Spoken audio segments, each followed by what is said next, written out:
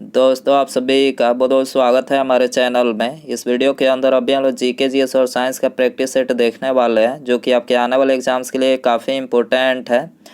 तो आप इस वीडियो को बहुत ध्यान से लास्ट तक देखिए। चैनल पर नया है तो चैनल को सब्सक्राइब करके बेल आइकन प्रेस करें। और ये टोटल जो है 40 क्वेश्चन है। आप इनमें से कितने क्वेश्चन सही कर पाते हैं अपना स्कोर कमेंट में बता सकते हैं। तो चलिए शुरू करते हैं। देखिए यहाँ पर हमारा पहला क्वेश्चन दिया है, क्या है, संविधान की आत्मा किसे कहते हैं।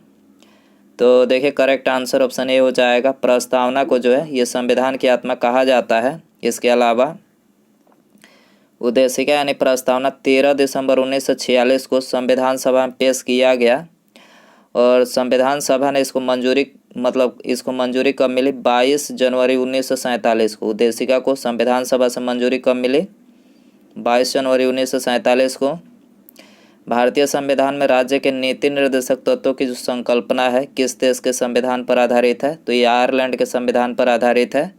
और अनुच्छेद 32 जो है ये संविधान सभा का हृदय और आत्मा का इसमें दिया गया है डॉक्टर अंबेडकर के अनुसार अनुच्छेद 32 में। ठीक है। क्वेश्चन नंबर 2 है, 14 वर्ष से कम उम्र के बच्चों को जोखिम भरे काम पर न लगाना किस अधिकार के प्रति संरक्षण है? तो करेक्ट आंसर ये हो जाएगा, शोषण के विरुद्ध अधिकार के प्रति संरक्षण है, याद रखना है। इसके अलावा भारतीय संविधान के अनुच्छेद 24 के अधीन 14 वर्ष से कम उम्र के बच्चों को संकटमय वाले काम में नहीं लगाया जा सकता है। इसके अलावा भारतीय संविधान के अंतर्गत भाग 3 के अनुच्छेद 12 से 35 तक में मौलिक अधिकार दिया गया है, याद रखना है, भाग 3 और अनुच्छेद 12 से 35 तक में। क्वेश्चन नंबर 3 है, चाणक्य किसका प्रधानमंत्री था? वेरी इंपॉर्टेंट क्वेश्चन है। करेक्ट आंसर ये हो जाएगा, चंद्रगुप्त मौर्य का। चाणक्य जो था ये चंद्रगुप्त मौर्य का प्रधानमंत्री था। क्वेश्चन नंबर 4 है, किस महिला को भारतीय क्रांतिकारियों की माता कहा जाता है? तो करेक्ट आंसर ये हो जाएगा, मैडम भीखाजी कामा को जो है ये भारतीय क्रांतिकारियों की माता कहा जाता है। क्वेश्चन नंबर 5 है, भारत में मानव अधिकार सुरक्षा अधिनियम कब पारित हुआ? भारत में मानव अधिकार सुरक्षा अधिनियम 1993 में पारित हुआ था, 1993। सी हो जाएगा। क्वेश्चन नंबर 6 है, भारत में काजू उत्पादन में मुख्य राज्य कौन सा है? तो करेक्ट आंसर ये हो जाएगा, केरल जो है ये काजू उत्पादन में मुख्य राज्य है। इसके अलावा भारत में नारियल उत्पादन में प्रथम स्थान किसका है? केरल का है। छोटी इलायची का मुख्य उत्पादक राज्य ये भी केरल है। भारत में सब्जियों के उत्पादन में उत्तर प्रदेश प्रथम है। तमिलनाडु में तालाब से अधिक सिंचाई होती है। भारत में चाय का सबसे अधिक उत्पादन असम राज्य में होता है। भारत में रबड़ उत्पादन सबसे अधिक केरल में होता है। भारत में सर्वाधिक बक्साइट का उत्पादन ओडिशा राज्य करता है, याद रखना है आपको। हड़प्पा संस्कृति का एक अन्य नाम है, हड़प्पा संस्कृति का एक अन्य नाम क्या है? कांस्य युगीन सभ्यता। कांस्य युगीन सभ्यता डी हो जाएगा। हड़प्पा सभ्यता भारत की प्राचीनतम सभ्यता है। हड़प्पा सभ्यता मेसोपोटामिया सभ्यता के समकालीन थी। हड़प्पा सभ्यता की तिथि पद्धति C14 के आधार पर 1350 से 1750 BC मानी जाती है। बौद्ध कला का प्रसिद्ध केंद्र कौन सा है? तो करेक्ट आंसर बी हो जाएगा, अमरावती जो है बौद्ध कला का प्रसिद्ध केंद्र है। महरौली अभिलेख से किस सम्राट के संबंध में जानकारी प्राप्त होती है? करेक्ट आंसर सी हो जाएगा, चंद्रगुप्त द्वितीय। ठीक है, महरौली अभिलेख से चंद्रगुप्त द्वितीय के संबंध में जानकारी प्राप्त होती है। वेदांत शब्द का प्रयोग किसके लिए किया गया है? वेदांत शब्द उपनिषदों के लिए किया गया, उपनिषद। ऑप्शन सी हो जाएगा। अगला क्वेश्चन है, प्रतिवर्ष अंतर्राष्ट्रीय साक्षरता दिवस कब मनाया जाता है? करेक्ट आंसर ये हो जाएगा, 8 सितंबर को जो है ये प्रतिवर्ष साक्षरता दिवस मनाया जाता है। भारत का अंतिम राजपूत शासक कौन था? भारत का अंतिम राजपूत शासक, करेक्ट आंसर सी हो जाएगा, पृथ्वीराज चौहान तृतीय भारत का अंतिम राजपूत शासक था। ठीक है। सहायक संधि को किस राज्य ने स्वीकार नहीं किया? तो करेक्ट आंसर ये हो जाएगा, मैसूर ने सहायक संधि को स्वीकार नहीं किया।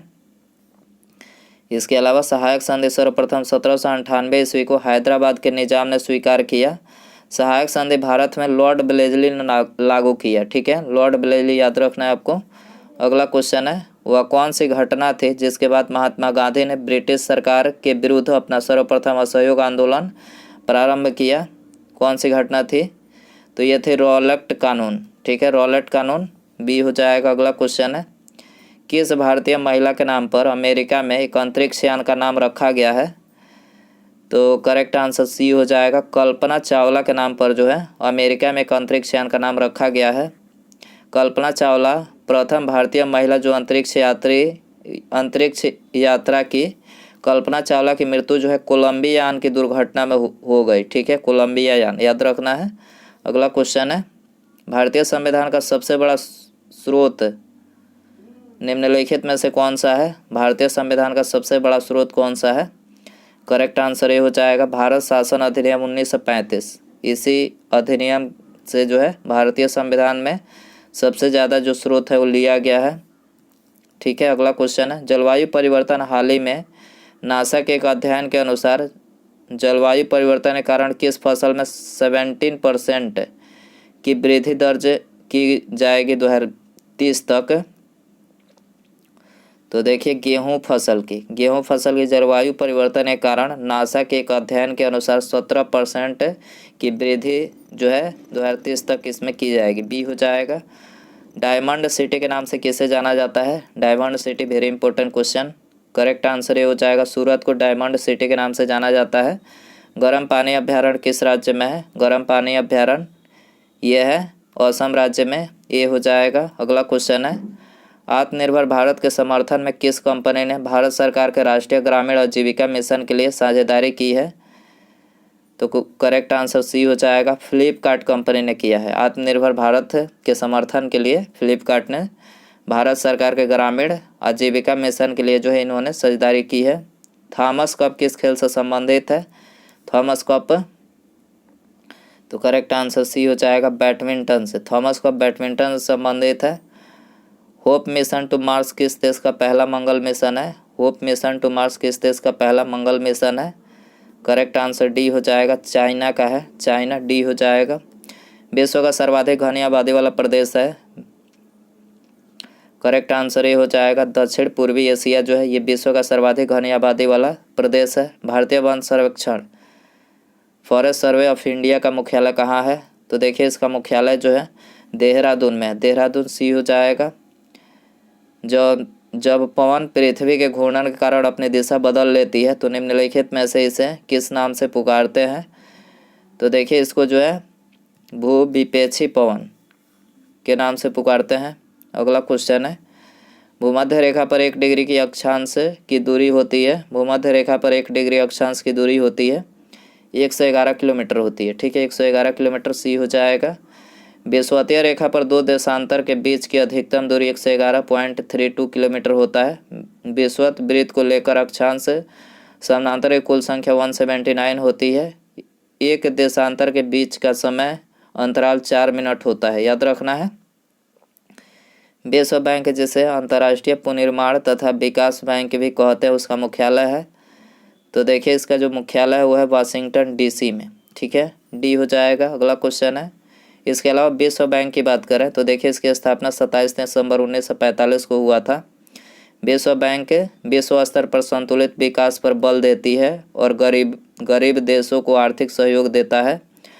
WTO की बात करें तो WTO की स्थापना गेट के स्थान पर 1 जनवरी 1995 को किया गया। WTO का मुख्यालय जेनेवा में है। ठीक है, अंतर्राष्ट्रीय कोर्ट ऑफ जस्टिस में कितने न्यायाधीश होते हैं? तो अंतर्राष्ट्रीय कोर्ट ऑफ जस्टिस में जो है 15 न्यायाधीश होते हैं। 15 डी हो जाएगा। अगला क्वेश्चन है, खजुराहो के मंदिर किस वंश के राजाओं ने बनवाए थे? खजुराहो के मंदिर किस वंश के राजाओं ने बनवाए थे? चंदेल राजाओं ने बनवाए थे। डी हो जाएगा। अगला क्वेश्चन है, शतरंज में पहली भारतीय महिला ग्रैंड मास्टर कौन है? तो करेक्ट आंसर ये हो जाएगा एस विजय लक्ष्मी शतरंज में पहली भारतीय महिला ग्रैंड मास्टर है। बांसदा राष्ट्रीय उद्यान डैश में है। बांसदा राष्ट्रीय उद्यान कहाँ पर है? गुजरात में। गुजरात बी हो जाएगा। अगला क्वेश्चन, इसके अलावा नेशनल पार्क से रिलेटेड नेशनल पार्क, गिर नेशनल पार्क कहाँ? गुजरात में। दुधवा नेशनल पार्क उत्तर प्रदेश में। भद्रा अभ्यारण्य कर्नाटक में। सोमेश्वर अभ्यारण्य ये भी कर्नाटक में। बोरीवली अभ्यारण्य महाराष्ट्र में। याद रखना है। किस देश का झंडा दोहरे त्रिभुज के रूप में है? तो करेक्ट आंसर बी हो जाएगा। नेपाल का जो झंडा है ये दोहरे त्रिभुज के रूप में है। बिहार से उड़ीसा और झारखंड कब अलग हुआ था? तो बिहार से उड़ीसा 1936 में, झारखंड सन 2000 में जो है अलग हुआ था। तो ऑप्शन सी हो जाएगा। बिहार में 1857 की क्रांति के नेता बाबू कुंवर सिंह का देहांत कब हुआ? तो बाबू कुंवर सिंह का देहांत 26 अप्रैल 1858 को हुआ। सी हो जाएगा।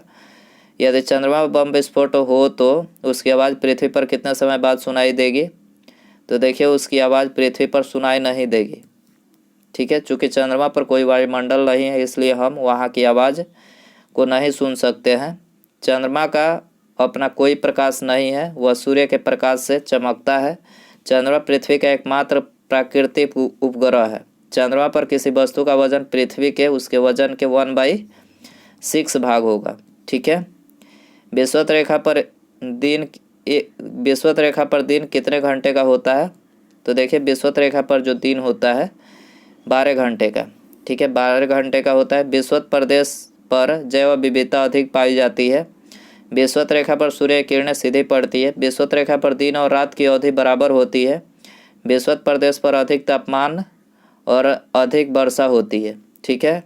पीतल एक मिश्र धातु है, जबकि वायु है एक, तो देखिए जबकि वायु जो है एक मिश्रण है। ठीक है, बी हो जाएगा। अगला क्वेश्चन है, इंसुलिन की कमी के कारण से होने वाला रोग है। तो देखिए, इंसुलिन की कमी से कारण से जो रोग होता है डायबिटीज रोग होता है। बी हो जाएगा। इंसुलिन की खोज बैटिंग एवं बेस्ट ने सन 1921 ईस्वी में की थी। इंसुलिन ग्लूकोज के ग्लाइकोजन बनाने की प्रक्रिया को नियंत्रित करता है। रुधिर में ग्लूकोज की मात्रा बढ़ना मधुमेह कहलाता है। रुधिर एक संयोजी ऊतक है, याद रखना है। किस ताप पर H2O का घनत्व अधिकतम होता है? H2O जल का घनत्व अधिकतम होता है। तो देखिए, correct answer 39.2 degree Fahrenheit.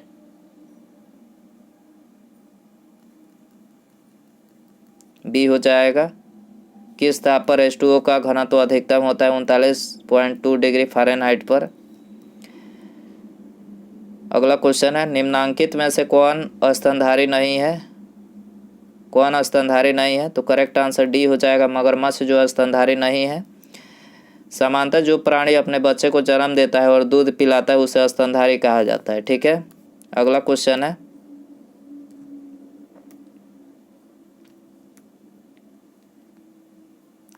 Question है, निम्नलिखित विद्युत चुंबकीय तरंगों में से किसकी तरंगदैर्घ्य अधिकतम होती है?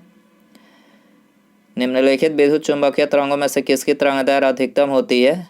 तो करेक्ट आंसर डी हो जाएगा। और रक्त किरणों की जो तरंगदैर्घ्य होती है ये अधिकतम होती है। अगला क्वेश्चन है, अश्रु गैस का रासायनिक नाम क्या है? तो देखिए, आप सभी के लिए होमवर्क क्वेश्चन रखते हैं, इसका आंसर आपको कमेंट में बताना है। ऑप्शन है अल्फा क्लोरोएसीटोफिनोन, एसीटोफिनोन, बेंजोफिनोन या फिर ब्रोमिक एसीटोफिनोन। तो दोस्तों, आप इसका आंसर कमेंट में ज़रूर बताएं, अश्रु गैस का रासायनिक नाम क्या है। और वीडियो पसंद आया हो तो प्लीज़ वीडियो को लाइक ज़रूर कर दें। अपना स्कोर भी कमेंट में बता सकते हैं। और चैनल पर नया है तो चैनल को सब्सक्राइब करके बेल आइकन प्रेस करें। ठीक है, मिलते हैं अगले वीडियो में। नमस्कार, जय हिंद, जय भारत।